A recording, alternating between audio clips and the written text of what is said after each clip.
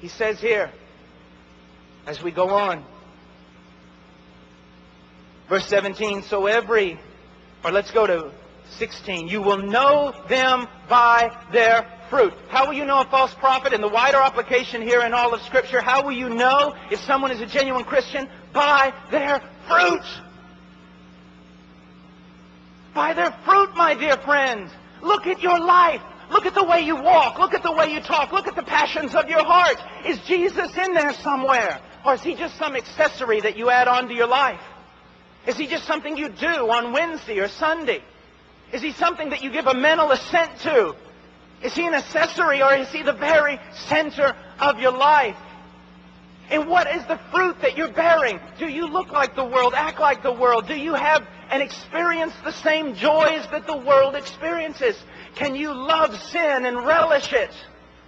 Can you love rebellion and relish it? Then you know not God.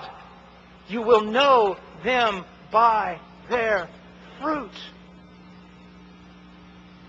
God has the power to change them.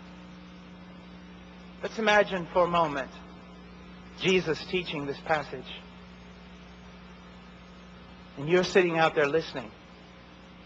And He looks at you. He says, thistles. Thistles. Do you find thistles on fig trees?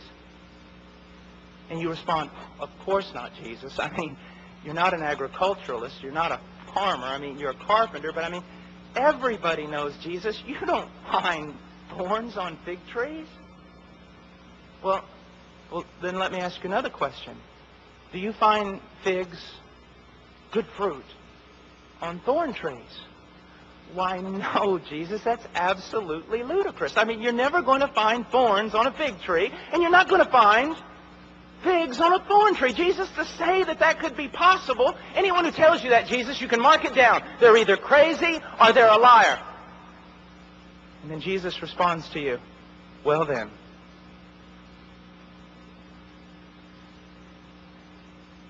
those who call themselves my disciples and bear bad fruit, would not it be the same to say that they were either lying or out of their mind to make such a statement?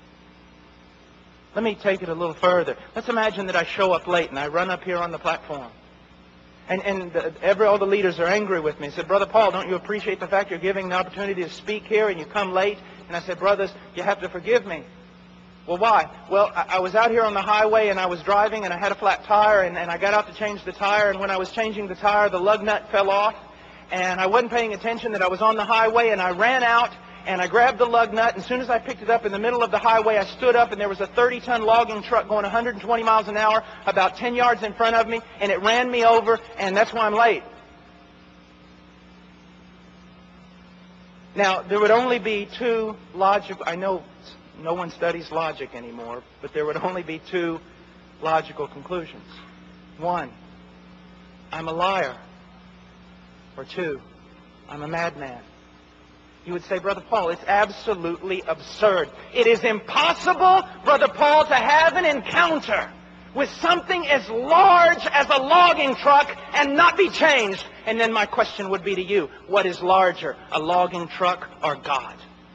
How is it that so many people today profess to have had an encounter with Jesus Christ, and yet they are not permanently changed?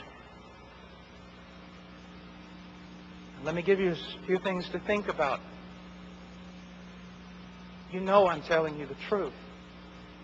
How many times do you go and rededicate your life over and over and over again?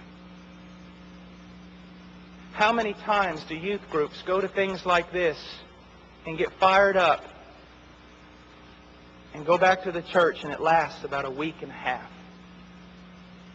And yet, oh, it was a great move of God. No, it wasn't. If it doesn't last, it wasn't a great move of God. It was emotion. It was so many things, but it wasn't a great move of God. Has God worked in your life? Is God working in your life? your life.